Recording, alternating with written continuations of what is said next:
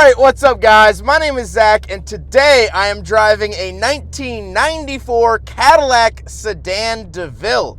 Up front is a 4.9 liter V8 and down below is a 4-speed automatic transmission.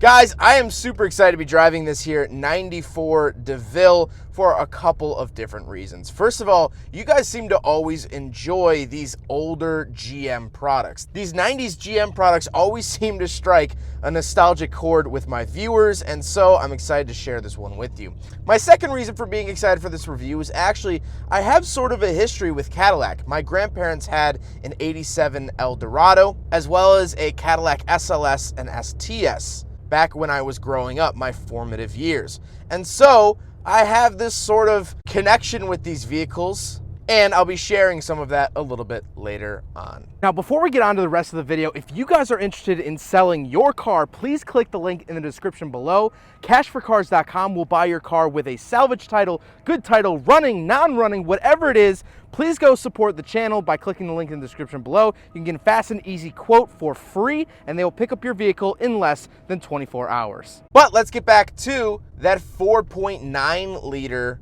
V8. Well, it makes about 200 horsepower, which isn't anything crazy. For a V8, 200 horsepower at the crank, which, let's be honest, you're losing, let's say 10 to 15% of that by the time it gets to the wheels. It's not looking amazing. However, it's nice and smooth. That's the thing that I really love about Cadillac V8s. They're nice and smooth. No, they're not powerhouses, but they won't disturb a baby sleeping in the back, and I like that a lot. However, the upper generations of the 7th generation DeVille got the 4.6 liter North Star V8, so the nicer trim level got more power. At the time, that was great. Now, in hindsight, the North Star engines, the 4.6 liters, are terrible. They have horrible reliability issues. Like I mentioned at the beginning of the video, my grandparents had a Cadillac SLS that blew the North Star at 74,000 miles. They got it factory warranted. It was fine. It blew again at 104,000 miles. Now, mind you, this is my grandparents. They're not Dale Earnhardt's. They weren't beating on the car. They were literally driving it normally to the OTB and to Joann Fabrics, and it blew up twice. That's a bad engine, and this car does not, I repeat, this car does not have a North Star V8, so it is actually reliable. These cars will outlive the North Star cars by many, many miles. So if you're looking for DeVilles, I would highly suggest looking for a non-North Star, so a base model 4.9 liter as opposed to the 4.6. That is going to be really, really hard for us dyslexics to differentiate, but I believe in the community. All right, we'll give her the beans.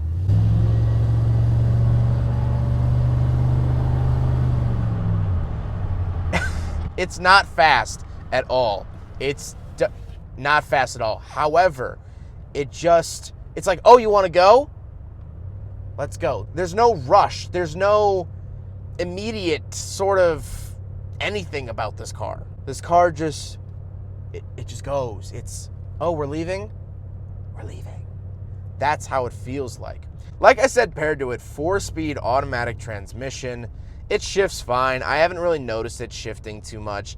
It is a 4-speed. You're really going to be sitting kind of high RPM on the highway, but nah, who cares? Last but not least, some of you might find this surprising is the fact that this is actually a front-wheel drive vehicle. This Cadillac is front-wheel drive. It's very, very large. It's a V8, but it's still only front-wheel drive, which, I don't know, to me is kind of crazy that this is front-wheel drive, but it is. And that was actually one of the reasons the owner, David, bought this car, was because it's front-wheel drive, and here in Chicagoland, we get some pretty nasty winters. And so he wanted that extra traction as opposed to doing donuts.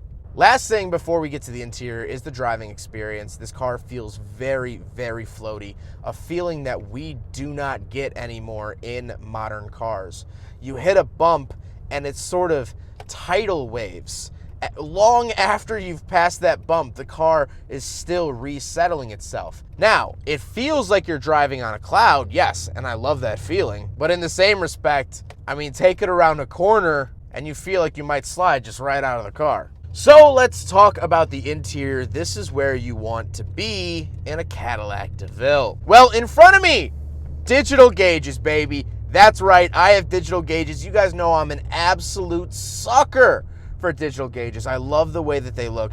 In the center, I get my speed. On the left is my fuel, and on the right is my trip. Now, the interesting thing about this is the fact that my fuel actually just tells me how many gallons are left. This is very interesting, and not a lot of cars do this. A lot of cars will tell you, you're getting close to empty, quarter tank, half tank, things like that. But this actually tells me my specific gallon. Very, very interesting. And for someone who's not used to driving this car, I'm not 100% sure what that means. I don't know right off the bat how much the gas tank holds. And so is 4 gallons half a tank? Is it a quarter tank? Is it an eighth of a tank?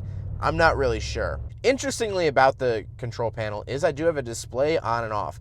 I can turn off everything but my speed. I think this is really, really cool. If you're driving at night and don't want all of these lights illuminating, you can turn off all of the lights except for your speed. This is great, and part of the reason why I love digital gauges so much. On either side of the gauges, on the left, I have my instant MPG and my range, as well as display off, my trip odometer, timer, information. Let's hit that information button, see what we can see. It just cycles through average MPG, fuel used, timer, oil life, and things like that down at the bottom of the gauge cluster.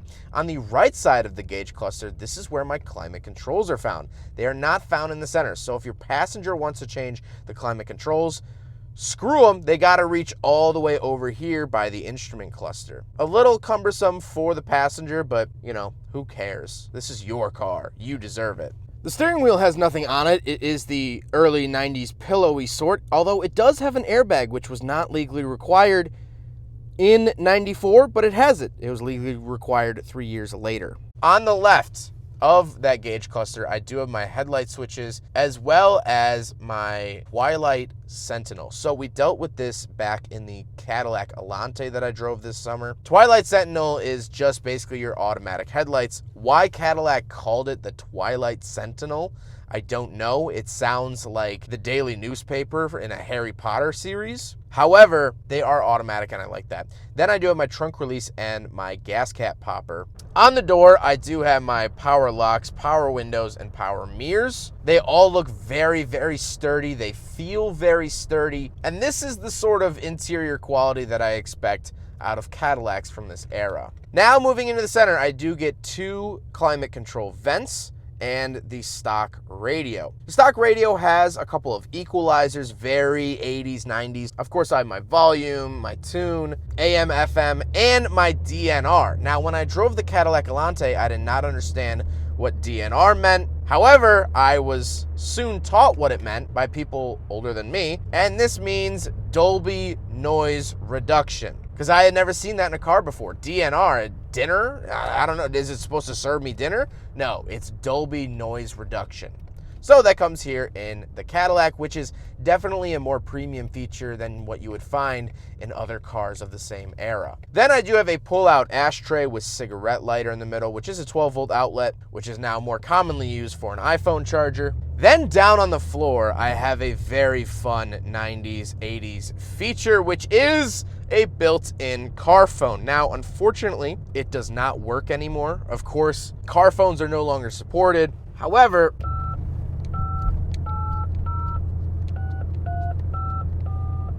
it still beeps, which is really, really cool.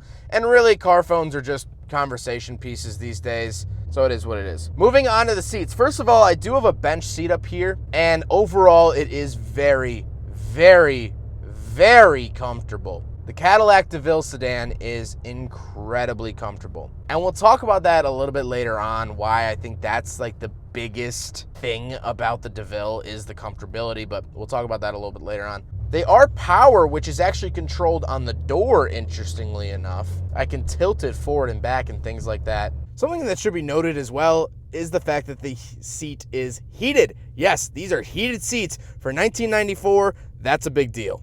But like I said, the one thing you should remember is that these cars are incredibly, incredibly comfortable. Not just the ride, but the seats. And speaking of seats, we'll do a quick backseat review, and then we'll talk about the looks and why I love this car so much.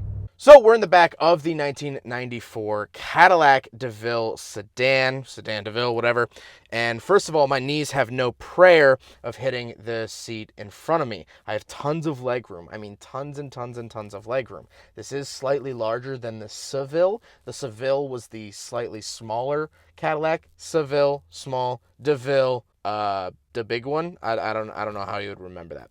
But Seville, small. Anyway, leg room, great. I mean, I can spread out, like I'm sitting like this, absolutely super comfortable, and this is my driving position. This car to me feels very Twilight-esque, not the movie, and not because it says Twilight Sentinel for the headlights. What I mean by that is every time I sit in one of these, driving one of these, I want to go to sleep. I want to take a nap. These seats are so ridiculously plush, so comfortable, you sink into them. Again, it's just...